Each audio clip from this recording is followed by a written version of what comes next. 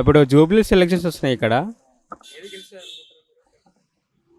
గెలుపు అనేది కొంచెం డౌట్గానే ఉంది.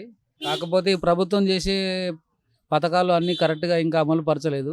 మా ఆటో డ్రైవర్లకు ఇస్తా ఉన్న అమౌంట్ కూడా ఇప్పటి వరకు అనౌన్స్మెంట్ చేయలేదు. అప్పుడు రాహుల్ గాంధీ వచ్చి ఎలక్షన్ టైంలో ఆటో డ్రైవర్కి 10,000 ఇస్తా అన్నారు. ఇప్పటికీ అసలు క్లారిటీ కూడా ఇవ్వలేదు.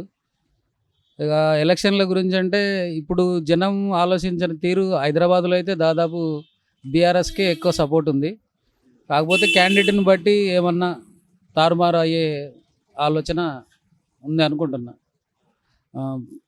ఇప్పుడు బీజేపీ నుంచి జయసుధ అని పేరు వినబడుతుందన్న.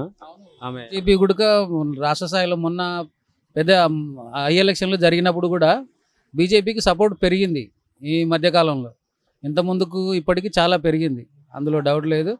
చెప్పలేము. ఆమెకు కూడా పొజిషన్ మొన్న బాగా తిరిగారు కదా. ఇంకోటి మన కేంద్ర మంత్రి కిషన్ రెడ్డి ఆయన సపోర్ట్ కూడా బాగానే ఉంది. కాబట్టి అంచనాలు అటు ఇటుగా అయ్యే పరిస్థితి కూడా ఉంది. చెప్పలేము ఏ విషయానికన్నీ. ఇప్పుడు ఇండిపెండెంట్గా సల్మాన్ ఖాన్ కూడా లేదన్న, ఇండిపెండెంట్గా అంశాలు. ఎందుకంటే ఇప్పుడు వాళ్ళున్న కాంగ్రెస్ ఆల్రెడీ చాలామంది దాంట్లో మన ముస్లిం సోదరులు కూడా ఉన్నారు. కాంగ్రెస్, బీఆర్ఎస్, బీజేపీ ఈ మూడింటి తర్వాత ఇండిపెండెంట్ అనేది ఫోర్త్ ఆప్షన్. అది ఏమున్నా ఈ మూడింటి మీదనే ఆప్షన్. మూడింటిలో ఏదో ఒకటి రావచ్చు. కేసీఆర్ పాలన బాగుందా నాకు? ఇప్పుడు రేవంత్ రెడ్డి పాలన బాగుందా? మాకు మహబూబ్ నగర్ మా ఊరు తరపున చూసుకుంటే మాకు 100% కేసీఆర్ పాలనే బాగుంది. ఎందుకంటే ఒకప్పుడు మహబూబ్నగర్లో ఎడారీలు మొత్తం కంప్లీట్గా. ఎప్పుడైతే ఈ వాటర్ ప్రాజెక్టులు వచ్చినాయో అప్పటి నుంచి కేసీఆర్ డబ్బు చూడని వాళ్ళు కూడా చూశారు. అది కూడా మన పాండమిక్ టైంలో, కరోనా టైంలో కూడా డబ్బు లేకుండా అంతమంది అంత హ్యాపీగా ఉండగలిగినారంటే ఆ వాటర్ రావడం వలన, ఈయన చేసిన మంచి ప్రాజెక్ట్ వలన.